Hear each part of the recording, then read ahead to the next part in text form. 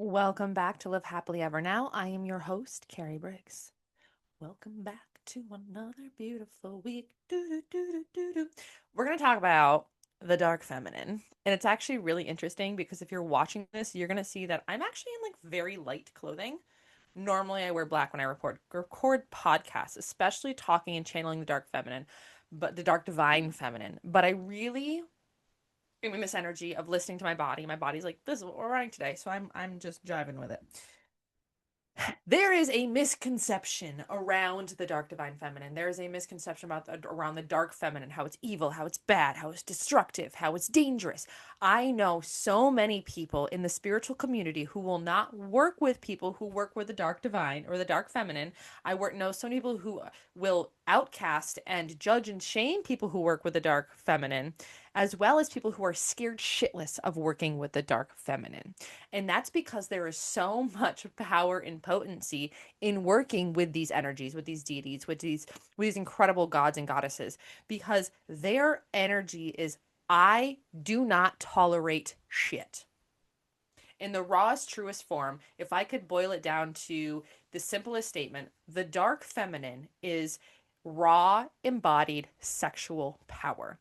And a lot of people are very uncomfortable with that because they have not tapped into that energy within themselves. So instead of tapping into that, feeling into it, being in that energy of raw sexual energy, divine embodiment, authenticity, and truth, they will cast it as bad, evil, negative, scary, shadow work, demons, Satan, all of these things. When in reality, that is what it is, but that's what everything is.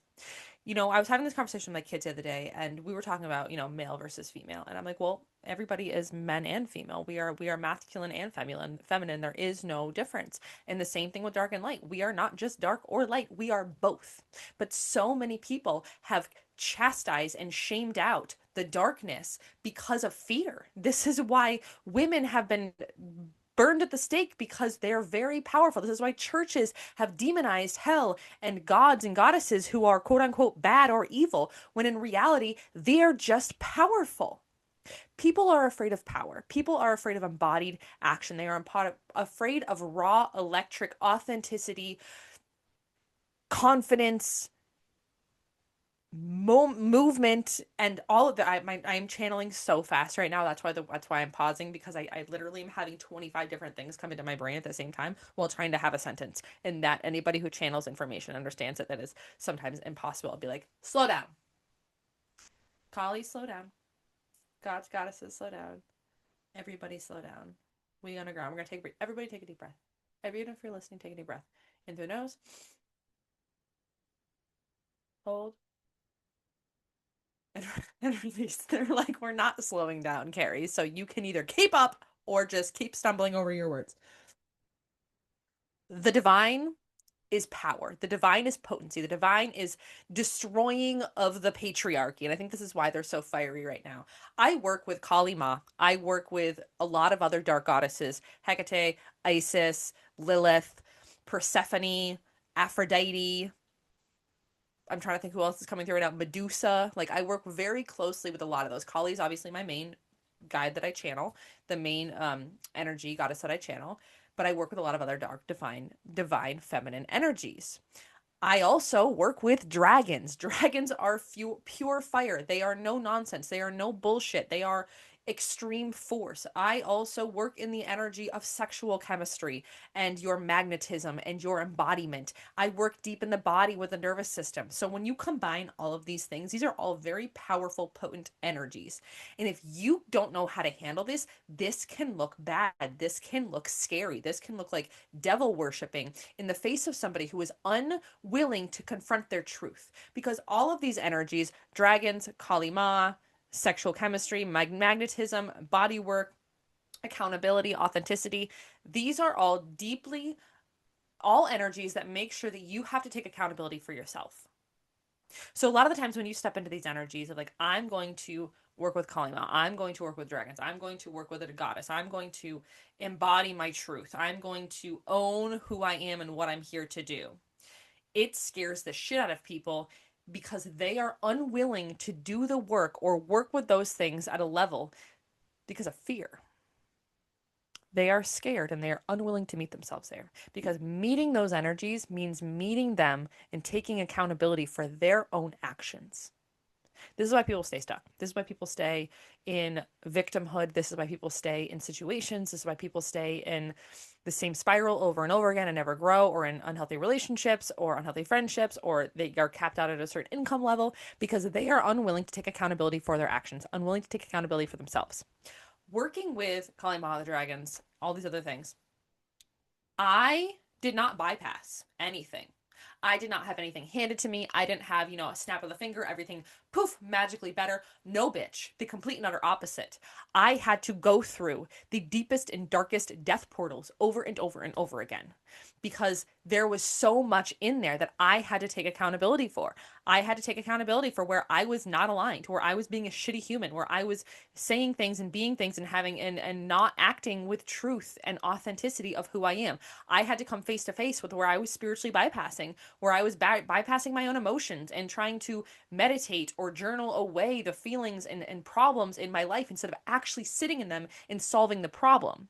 I was using meditation as an escape. I was using journaling as an escape. I was using movement as an escape instead of utilizing those things to help me move through the emotions. I was not feeling the emotions. I was not allowing rage to come through. I was not allowing sadness to come through. I was not allowing joy to come through. I was not allowing any of these things to come through. And when you start working with energies like dark goddesses, all of those things are like, no, actually, you're going to feel all of this. You are going to feel all of this. And that is scary because you're calling in a high level. You're calling in more money, more clients, more love, more joy, more everything. Well, everything that's not aligned to that needs to go. And all this shit, all this yucky grossness that's keeping you where you are, that's and I hate saying shadow work, because shadow work is such a trigger word, but it's true. And you don't have to stay in the shadow work. You do not, this is not a lifelong thing. This is not like we have to be in this pain for a very long time. No. Because well, first of all, they're saying yes. No. I had a conversation at the sidebar. I had a conversation yesterday with Kali. I was having an argument. And I'm like, am I done with this cycle? She goes, 2 more times. I'm like, excuse me, what? She goes, you have 2 more levels of this. I'm like, nope. She's like, yes, Carrie. I'm like full on, like, yes, no, for a couple minutes. And I'm like, can we, because she's just like a fire. I'm like, I love that we're just gonna burn shit. Like, fantastic, love it. But can we just possibly like sit by the fire sometimes and like not be consumed by the fire? She's like, no. I'm like, but can we just sit by the fire and like watch the fire and be like, oh, that's really cool. That's a beautiful fire. It's burning shit. We don't have to be in the fire. She's like, no, we gonna be in the fire. Anyway, so when you're doing all this work, you're calling in these higher levels. Let's see if I can get back to where I was. Calling in the higher levels, all of this shadow work, all of this shit that you have not been able to confront and process and deal with and move through is going to come to the surface. It's going to come to the surface. And it's not fun and it's not pretty and it's not beautiful. But this is how we move shit. Because if you want to call in the highest version of yourself, you want to call in your most embodied, raw, delicious, sexy, nasty, disgustingly amazing self, the version of you that walks into a room and everybody turns their head, the version of you who owns the energy in every single area of your life, you have to be willing to do the dark, gross, yucky, shitty, uncomfortable work that people aren't willing to do. That is why dark goddesses come in, because they have been burned, they have been chastised, they have been raped, and they have been abused, and they have been all of these things. I also had download today around working with dark goddesses, especially Kali Ma and Medusa and Persephone. A lot of these, and this is the conversation I had with them, and this is my perception of the situation. Goddesses like these come into people's lives who have been abused, who have been a victim of abuse in some way: emotional abuse, physical abuse, domestic abuse, narcissistic abuse, any way, shape, or form, because these goddesses were abused. They were made to be out the villains when in reality they were the ones who were the victims. And I think this is why it comes through, is because a lot of the people I work with, a lot of people in the world, and a lot of people that I've come across in my spiritual journey, and every single one of them who has worked with dark goddesses has been a victim of abuse in some way, is in this lifetime. And we're not also taking into account the many, lifetimes before this, ancestral trauma, all this stuff. So when the goddesses come through to somebody who has been abused, I was narcissistically abused most of my life, emotionally and physically abused, sexually abused, a lot of those things. So it did not surprise me when I started learning about all of the goddesses, and a lot of them have been victims of very uncomfortable situations, and then they were demonized, and then they were turned into the villain. So all of this shit that comes up is so that you can reclaim your truth.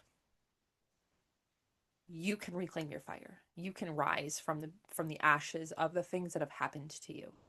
And it's uncomfortable and it sucks and it's miserable, but once you begin to work with these energies and hold truth in your body and hold truth in yourself and move through the motions and learn to process the rage that comes through, process the sadness that comes through, process the things that start coming up, it becomes so much easier. And this is why I work so deeply with them. I didn't really, when Kali Ma first came to me, and I'm teaching, or I'm co-hosting a Kali Ma activation on May 13th with my incredible friend Nova. It's going to be a 1 hour activation. It's only $44. I will drop that link in the comments as well. But when Kali Ma came to me a couple years ago, I was scared shitless. I had heard all these things about how you don't work with dark goddesses. It's bad. It's evil. You're welcoming in the devil. You're welcoming in demons. You're welcoming in all these things. But she kept on coming to me over and over and over and over again. She's like, we're going to do this. We're going to, like, you got to work with me. You have to work with me. I'm like, I don't want to. Like, I'm scared. Like, I have so many. Everybody's warned me. Like, once you call her in, your world fucking falls apart. Like, she's the tower card. She, like, all these things. And I was so scared. And I remember her sitting me down. I was working with the dragons as well. And she's like, she goes, I am your mother. I am your mother in this form, in whatever form it was. I am here. And she's like, you really honestly don't have a choice. So the thing with Kali Ma is there's no bullshit. When I say like Kali slaps you or Kali made me do it or Kali is like, it's because like I don't have a choice. We all have free will. We all have free will. But it's like you do this or I'm going to do it for you and it's not going to be fun if I do it for you. And most of the time, every single time that I'm like she's like you're going to do this. Like you need to go have this conversation with somebody. I'm like no, it's fine. You need to go have this conversation with somebody. No, it's fine. I don't need to do that. You need to go have this conversation with somebody right now or I'm going to do something about it. And I'm like, no, it's fine. Do you want to know what happens when that happens? Not very good things. Things don't happen the way that I want them to. So I learned a long time to be in the energy of the way that just came through may have sounded like very controlling energies, and that's not what this is. I am here to do you a service, and when you are doing yourself a disservice, she's going to step in. But I also work very, very closely with her where I allow that. Like I allow that level of discipline and energy into my life. I have very strong boundaries with her, but I also have an understanding, and she has an understanding that she will step in when it's time for her to step in. Otherwise, I call her in. Like, I've given her full reign and full permission to do whatever she needs to do at all times. Like, I call her in multiple times a day, every day. So when she's like, you need to do something, I'm going to do it. You need to do something, I'm going to do it. And I'm like, no. She's like, well, you told me. Like, you gave me permission. And that's the thing, too. Energies, gods, goddesses, dragons, all these things, they will not violate your free will. So if you're like, please don't come in, they will not come in. I have given all of the goddesses free will to come in. I've given the dragons free will, like unlimited permission to do whatever needs to be done. And they intervene if it needs to be intervened. So the thing with Kali is like, if things need to get done, they will get done. If I have a problem with the situation and she's like, we're going to do this. I'm like, no. She's like, well, you said we're going to do this. So we're going to do this. And the thing that I love about her is I'm a masochist. Like, I'm like, how do we ask any of my mentors, ask anybody I work with. I'm like, so it could take me 17 years to do this. I don't want to do that. How do we do it faster? It could take me a year to do this. Nope. How do I do it faster? I may rip the band-aid off. How fast can I move this energy? How fast can I go through this? How fast can I heal this? How fast can I do this? Because I spent so many years of my life bypassing, so many of my years of my life stuck in victimhood, stuck in trauma, stuck in survival mode. I'm not willing to do that anymore. So I feel like I have years to make up. I also know that healing journeys are their own healing journeys. How do I do this fastest? I'm the same thing with like when I was riding a bike. I'm like, take the training wheels off. Let me fucking go. And I do that with every single area of my life. When I'm working, relationships, friendships, anything. I'm like, give me a 30-second run. Like, don't give me. Also, I blame my ADHD, my neurodivergence. If you give me like a 75-page workbook and you're like, we're gonna be in this class for 3 months, Or here is Cliff Notes. You're not going to really know how it's going to go down, but you're like going to go on, like, what they're showing me is like a roller coaster versus like a horse and buggy, or a plane versus a horse and buggy, or a dragon versus a fucking horse and buggy. Like, I can take 75 years to get to this thing on the horse and buggy or dragon. That sounds more fun. That sounds like it's going to hurt for a second. I'd be scared. I might throw up a couple times, but I'm here for that. That's my version of life. A lot of people don't choose that version, but anybody who's listening to this is going to be like, oh, okay, I'm on that same wavelength too. So working with the dragons, working with goddesses, working with all these things, it scares a lot of people. I feel like this whole podcast has made zero sense so far, but if you are listening to this and any of it, you picked up on any of it, it's going to make sense for you. All I can say this is dark goddesses are incredible. They are not for the faint of heart. They are raw embodiment, raw truth, raw sexual power, raw magnetism, and they are the most, using that energy means claiming all of yourself. It is claiming the parts of you, especially for the women in the world right now. Like, the patriarchy is dying, the divine feminine is really rising and taking their claim, but with that comes the anger from the dark feminine, and that's what people are scared of. They're scared of the anger, but once you learn to harness and process and have sacred rite practices around your anger that's going to come up, because it's going to come up. The suppressed anger that you've never processed your entire life is going to start coming up when you start working with the goddesses, because they don't tolerate that. And if you don't know how to hold that in your body and express it in safe ways, it can be scary. And this is why so many people are scared of working with them. And the same thing with dragons. Dragons are no bullshit. They're like, we're going to do this. We're going to do this. We're also going to burn shit down. Like, they won't violate free will, but they'll be like, we told you. Like, I work with acid dragons. I work with dark dragons. I am a black dragon. So, like, those energies are very powerful and potent, and they are magnetic, and they are sexual, and they are raw, and they are deeply confident. And no nonsense, no bullshit. So working with them is a signing up for truth. It is signing up to look in the mirror and being like, where am I not being held accountable for myself? Where am I not holding myself accountable? Where am I not in alignment? Where am I allowing myself to bypass or do harm or allow boundaries to be walked over? But when the dark goddesses come in, when the dragons come in, they don't tolerate that anymore. And they will eliminate anything in your life that is not aligned to your highest self, that is not aligned to your truth, that is not aligned to the version of you that you are calling in, because you are the most powerful version of you that you're ever going to be.